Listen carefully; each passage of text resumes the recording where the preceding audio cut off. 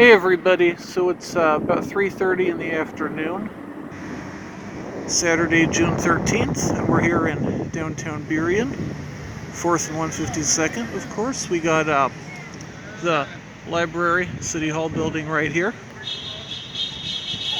And as you can see, we have some people out holding some signs. We've got a few Black Lives Matter. But this is actually kind of focused on marking the 3-year anniversary of Tommy Lee and his shooting by a sheriff's deputy. And actually, there was a letter on the B-Town blog a couple of days ago that I think summarizes it pretty well, so I'm just going to read that. Notes from a Burien police killing. As we remember George Floyd and the outrageous act of his suffocation at the hands of a policeman, we remember other innocent men and women closer to home. Do you remember the killing of Tommy Lee here in Burien 3 years ago this week? Tommy Lee was a 20-year-old Vietnamese-American high schooler about to graduate on June 14, 2017, when he was killed by a Burien sheriff's deputy around midnight, as he was creating some disturbance on the streets, which caused a man in the neighborhood to come out with his gun and shoot it to try to scare Tommy off. The judge in the case noted the felony committed by this man. Tommy would still probably be alive today if gun violence had not escalated the situation. Tommy was unarmed, though a week after the incident, police claimed he had a pen in his hand. As King County Sheriff Mitzi Johanknick stated after that a pen can be considered a weapon.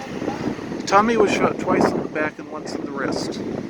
A year ago, I attended a hearing on the case and took notes. The family filed a civil lawsuit seeking $20 million in damages on 2 counts. The Deputy Molina should not be granted immunity for civil liability from the killing, and that the family should be compensated for the damages of pain and suffering, emotional anxiety, and distress or humiliation. You be the judge. Here are some notes. 1. Tommy was shot by Deputy Molina in the back at the angle of being at or near the ground.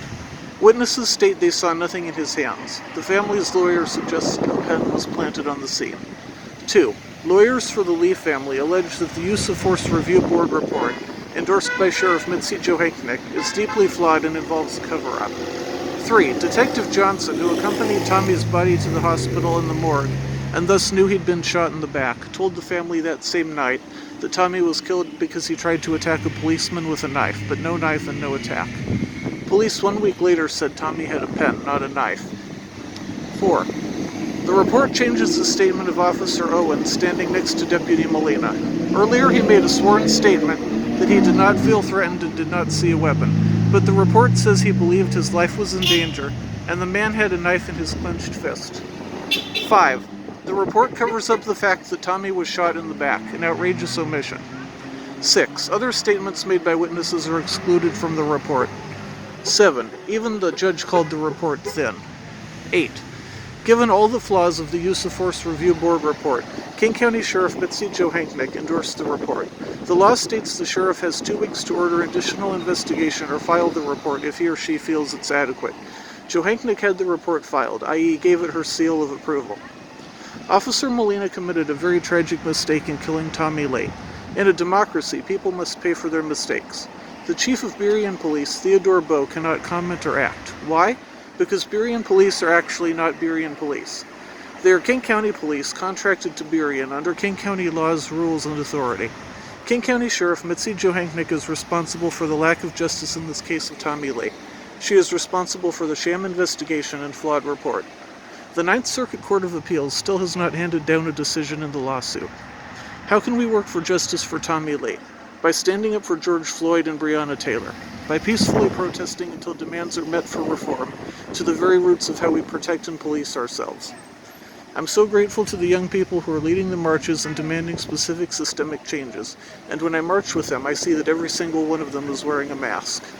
In a democracy, every individual is a governing member. I am responsible for the death of Tommy Lee. I have the duty and the privilege to change this system. So do you. No one needs to be a hero, but everyone needs to make their contribution. For the sake of Tommy Lee, for the sake of George Floyd, and so very many others. Dr. Irene M. Danish.